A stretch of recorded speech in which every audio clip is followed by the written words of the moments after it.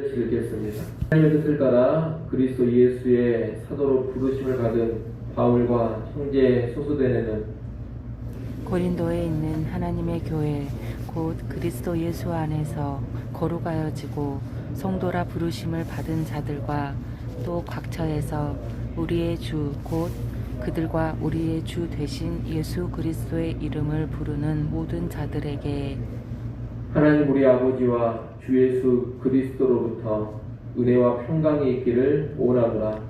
그리스도 예수 안에서 너희에게 주신 하나님의 은혜로 말미암아 내가 너희를 위하여 항상 하나님께 감사하노니 이는 너희가 그 안에서 모든 일 곧 모든 언변과 모든 지식의 풍족함으로 그리스도의 증거가 너희 중에 견고하게 되어 너희가 모든 은사에 부족함이 없이 우리 주 예수 그리스도의 나타나심을 기다림이라. 주께서 너희를 우리 주 예수 그리스도의 날에 책망할 것이 없는 자로 끝까지 견고하게 하시리라. 같이 봅니다.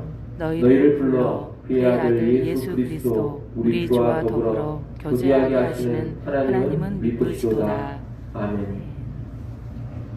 오늘부터 고린도전서 말씀을 보겠습니다. 고린도전서는 AD 55년경에 사도 바울이 고린도 지역에 있는 교회에 보낸 편지입니다. 바울이 고린도 교회에 편지를 보낸 이유는 고린도 교회 안에 발생한 여러 가지 문제들을 해결하기 위함입니다. 당시 고린도 교회 안에는 분쟁과 음행, 세상 법정에 동료 성도들을 고소하는 문제, 우상의 재물을 먹는 문제, 바울의 사도권을 부인하는 문제, 성만찬의 문제, 다양한 은사도로 인한 문제 등등 수많은 문제가 있었습니다. 어찌 보면 교회에서 발생할 수 있는 문제는 다 모아놓은 것 같은 문제의 백화점과도 같은 곳이 고린도 교회입니다. 여기서 보면 초대교회라고 해서 무조건 이상적이고 모범적이지 않다는 것을 알 수가 있습니다. 오늘날 우리는 초대교회에 그러면 아무런 문제가 없고 아주 이상적인 교회로만 생각을 합니다. 그래서 초대교회로 돌아가자 그런 구호도 많이 외치곤 합니다. 하지만 초대교회 역시 이 땅에 있는 교회였고 죄인들로 이루어진 교회였습니다. 당연히 문제가 있고 한계가 많았습니다. 고린도 교회만 그런 것이 아니라 초대 예루살렘 교회도 여러 가지 문제가 있었습니다. 그렇기 때문에 초대교회를 담자, 초대교회로 돌아가자 이런 구호는 썩 적절한 구호는 아닙니다. 물론 우리가 초대교회의 좋은 점들은 본받아야겠지만 초대교회 그대로 돌아가 버리고 초대교회를 그대로 닮아버려서는 안 됩니다. 오늘날 우리처럼 초대교회 역시 여러 가지 문제들이 많은 교회였기 때문입니다. 보다 더 좋은 구호는 성경으로 돌아가자 이 구호일 겁니다. 전체 성경에 비추어 봐서 초대교회도 우리가 평가를 해야 되고 오늘날 우리의 교회도 평가를 해야 합니다. 사도들의 가르침, 곧 성경의 근거에서 초대교회의 문제를 해결해 갔던 것처럼 오늘 우리도 성경의 근거에서 교회 안에 발생하는 문제들을 해결해 갈 수 있어야 할 것입니다. 이런 시야를 가지고서 우리가 고린도 전서를 보면 좋겠습니다. 오늘 본문은 고린도 전서의 서론격으로 문안인사와 하나님께 대한 감사의 내용을 담고 있습니다. 1절로 3절은 문안인사인데 고린도 교회에 하나님의 은혜와 평강을 기원하고 있습니다. 근데 1절에 보면 바울은 편지를 보내는 자신을 가리켜서 하나님의 뜻을 따라 그리스도 예수의 사도로 부르심을 받은 바울이라고 소개를 합니다.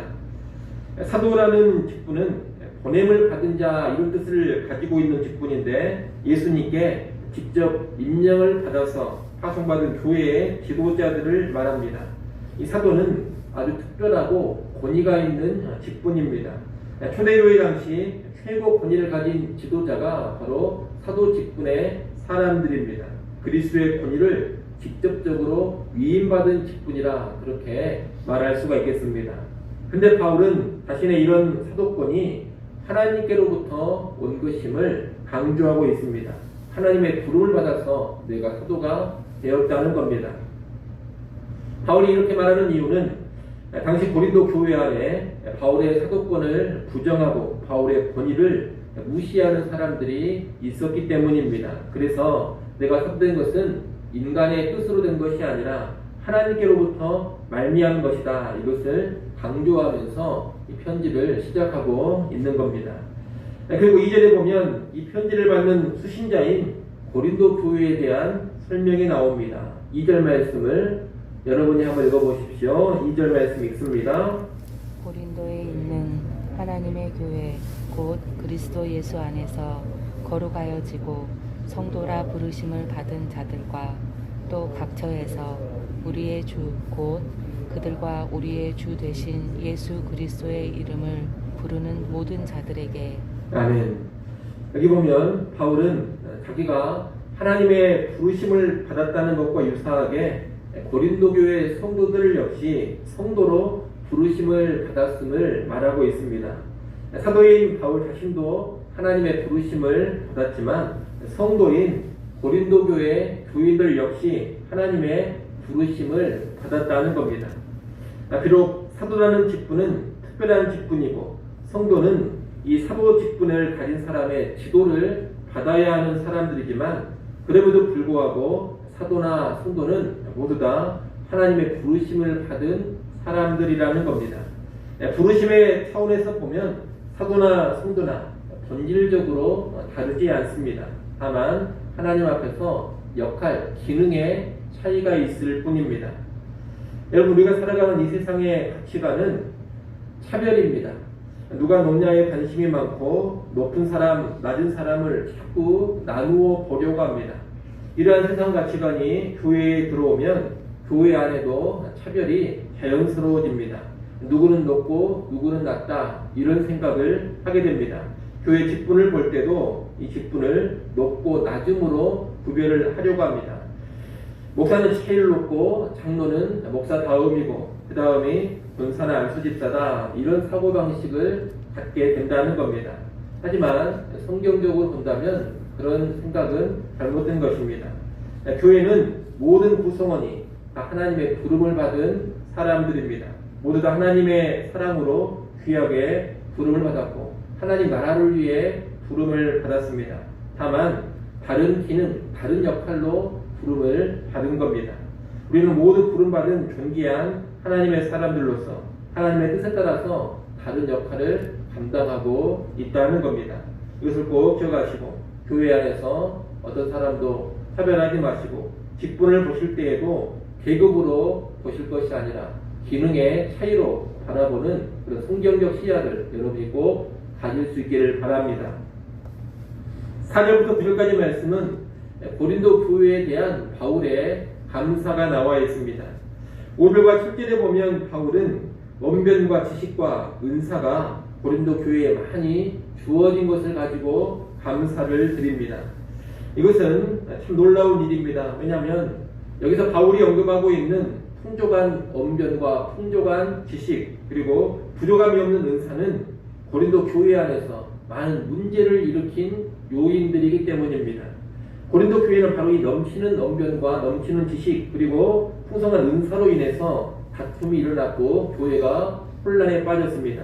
특히나 언변은 바울을 괴롭힌 요소이기도 했습니다. 고린도 교회 성도들은 언변이 능하지 않다는 이유로 바울을 무시했고 그것을 근거로 바울의 사도권을 불신했기 때문입니다. 그런데도 바울은 이 세 가지를 고린도 교회에 풍성하게 주신 하나님께 감사하다 그렇게 말하고 있습니다. 비록 그들이 하나님의 선물, 하나님의 은사를 오해하고 잘못 사용해서 많은 문제를 일으키기는 했지만 그 은사들 자체는 하나님이 주신 것이기 때문에 하나님께 감사하고 있는 겁니다. 오늘 우리는 이 바울의 태도를 잘 기억해야 하겠습니다. 왜냐하면 종종 우리는 어떤 문제가 일어나면 문제를 일으킨 그 요소 자체를 부정하고 제거해 버리려고 할 때가 많기 때문입니다. 어떤 은사로 인해서 교회 안에 문제가 일어나면 그 은사를 다르게 쓰도록 기도해야 되는데 그러기보다는 그 은사 자체를 부정해 버리고 그 은사 자체를 교회에서 제거해 버리려고 할 때가 많습니다. 또 교회 안에 어떤 활동이 문제를 일으키면 그 활동 자체는 성경지경임에도 불구하고 문제를 일으켰다는 이유로 그 활동 자체를 없애버리려고 할 때도 있습니다. 어떤 사람이 문제를 일으키면 그 사람이 분명 교회에 기여하고 유익을 끼치는 면이 있음에도 불구하고 문제를 일으켰다는 그 사실만 보면서 그 사람을 제거하거나 그 사람을 내쳐버리려고 합니다. 그런데 그런 모습이 바람직하지 않다는 겁니다. 오늘 본문의 바울은 하나님이 주신 은사 자체와 그 은사의 오용을 분명히 구분하고 있습니다. 칼이 다른 사람을 상하게 하는 도구로 쓰였다고 해서 칼 자체의 유익을 부정하면 안 되는 것처럼 하나님의 은사도 그 자체의 유익과 오용을 구분할 줄 알아야 합니다. 은사만 그런 것이 아니라 하나님 허락하신 교회 공동체의 성도들, 교회 안에서 이루어지는 다양한 활동들을 바라볼 때에도 그런 지혜로운 시야가 있어야 할 것입니다. 오늘 우리가 그런 바른 인식, 바른 시야를 꼭 가질 수 있기를 소원합니다. 그런데 바울이 이렇게 문제 많은 교회를 향해서도 감사할 수 있었던 근본적인 이유가 무엇이겠습니까? 많은 문제가 발생하고 있는 교회인데 그럼에도 불구하고 문제를 지적하기 전에 먼저 하나님이 주신 것들을 언급하면서 감사하고 있는 이유가 무엇입니까? 그 이유가 오늘 본문 8절 9절에 나와 있습니다. 8절 9절 말씀 여러분이 한번 읽어보십시오. 8절 9절 읽습니다. 주께서 너희를 우리 주 예수 그리스도의 날에 책망할 것이 없는 자로 끝까지 견고하게 하시리라. 너희를 불러 그의 아들 예수 그리스도 우리 주와 더불어 교제하게 하시는 하나님은 미쁘시도다. 아멘.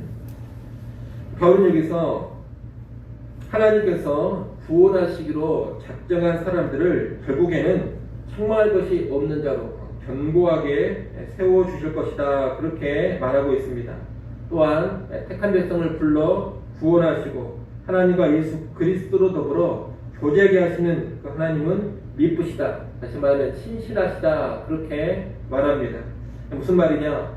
바울은 비록 문제 많은 고린도 교회요, 문제 많은 고린도 교회 성도들이지만 하나님이 택하시고 하나님이 구원하셨기 때문에 결국 그 하나님이 끝까지 책임져 주실 것이다, 이것을 믿고서 8절 9절의 말을 하고 있는 겁니다.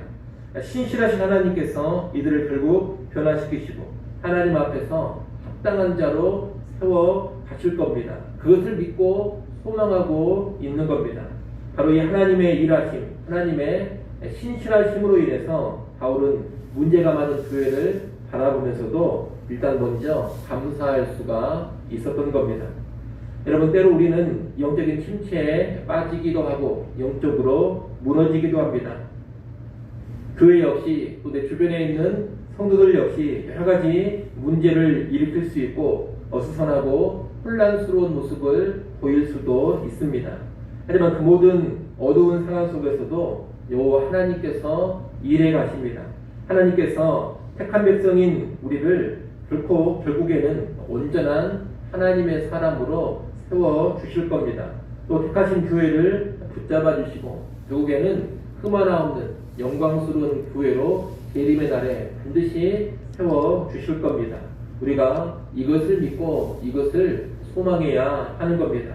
그리고 그런 믿음과 소망 가운데 우리의 모든 부정적인 상황, 우리의 연약한 모습 속에서도 하나님께 먼저 감사할 수 있어야 하는 것이고, 또 연약한 교회의 모습을 보면서도 먼저 하나님께 감사할 수 있어야 하는 겁니다. 이를 꼭 기억하시고 여러분 개개인의 영적 삶이라든가 주변의 성도들의 연약한 모습, 또 교회의 연약한 모습을 바라보실 때 그 자체만 보지 마시고 언제나 먼저 하나님을 바라보면서 그 하나님으로 인해서 감사할 수 있는 그런 성도들이 될 수 있기를 간절히 소원합니다. 기도하겠습니다.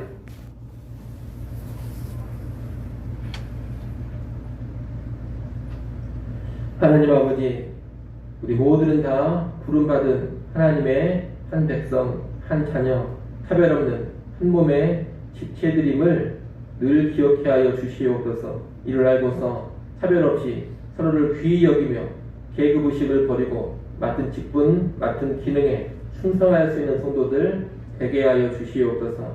하나님 또한 우리에게 연약함이 있고 문제가 있다 하더라도 택한 백성, 택한 교회를 위해서 신실하게 일해 가시는 그 하나님을 바라보게 하시고 언제나 먼저 감사할 것들을 찾고 감사할 수 있는 그런 성도, 그런 교회 되게 하여 주시옵소서.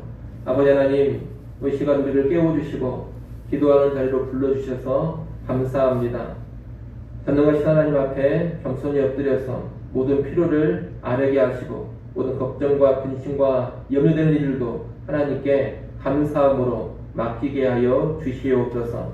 새로운 한 달이 또 시작됐습니다. 새로 시작된 한 달도 하나님 앞에 잘 전망케 하시고 하나님의 기쁨되는 삶으로만 나아가게 하여 주시옵소서. 예수님의 이름으로 기도드리옵나이다. 아멘.